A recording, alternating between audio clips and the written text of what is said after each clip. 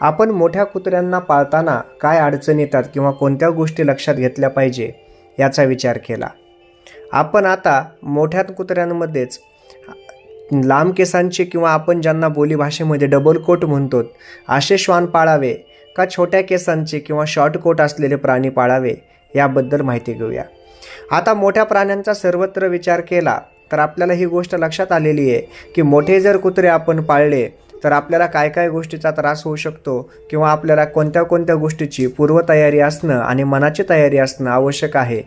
तसंच आता याच्यामध्ये जर आपण जर्मन शेफर्ड किंवा सेंट बर्नार्ड यांच्यासारखे मोठ्या केसांचे जर कुत्रे पाळले किंवा गोल्डन रिट्रीव्हर सारखे जर कुत्रे पाळले तर या कुत्र्यांमध्ये केस हे त्यांचे मोठे असतात आणि हे मोठे केस असल्यामुळे, लांब केस असल्यामुळे त्यांना आपल्याला ग्रूमिंगची खूप जास्त आवश्यकता असते. कारण यांचे केस वरचेवर काही ना काही केस हे डेड होत असतात आणि बऱ्याच वेळेला यांना केसांसाठी विशेष अशी निगा राखावी लागते. जेव्हा जेव्हा यांच्या केसांकडे दुर्लक्ष होईल किंवा यांच्या ग्रूमिंगकडं, बाथिंगकडं दुर्लक्ष होईल तेव्हा मग यांचे केस हे गळायला किंवा झडायला चालू होतात आणि मग केस गळतीचं प्रमाण वाढतं. सुरुवातीला आपल्याला हे कुत्रे छान वाटतात, परंतु जसं आपण या कुत्र्यांना सांभाळायला लागतो त्यावेळेस आपल्याला ही गोष्ट जाणीवपूर्वक लक्षात येते की यांचे केस गळतीचं प्रमाण जास्त आहे. केस गळतीचं प्रमाण जास्त आहे असं म्हणण्यापेक्षा केस तेवढेच गळतात जेवढे दुसऱ्या कुत्र्यांचे गळतात, परंतु यांच्यामध्ये केसांची लांबी जास्त असल्यामुळं आणि डेन्सिटी जास्त असल्यामुळं हे जास्त आपल्याला वाटतात. मग यांच्यासाठी काय उपाय करायला हवा तर आपण यांना वरचेवर दिवसातून कमीत कमी 1 किंवा 2 वेळेस चांगल्या ब्रशने किंवा एखाद्या स्लिकरने त्यांचे हेअर्स, त्यांचे केस, बॉडी कोट हा ग्रूम करावा लागतो. ह्यांचा ब्रशनं मसाज द्यावी लागेल. शॅम्पू त्यांचे योग्य प्रकारचे वापरून त्याची देखील आपल्याला काळजी घ्यावी लागते.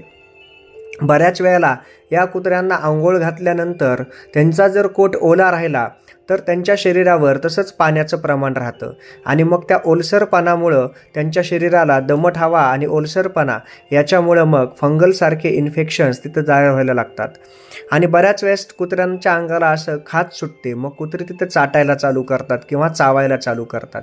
मग अशा वेळेला तिथं इतर जखमा होणं किंवा इतर स्किनचे इन्फेक्शन्स होणं हे सुद्धा आजार जडू शकतात. म्हणून याकडे विशेष लक्ष देऊन याच्यावरती सुरुवातीलाच अशा प्रकारची कुत्रे जर पाळायची असतील तर आपल्या प्राण्यांच्या डॉक्टरांकडून, विशेषतः श्वानतज्ञाकडून कशा प्रकारे यांची काळजी घ्यावी लागेल किंवा काय काय उपाययोजना कराव्या लागतील जेणेकरून यांच्यात अडचणी येणार नाही याविषयी सुरुवातीलाच माहिती घ्यावी.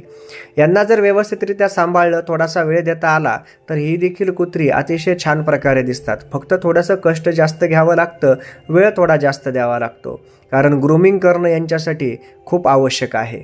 हे झालं आपल्या ज्यांचे लांब केस असलेल्या मोठ्या कुत्र्यांच्या विषयी.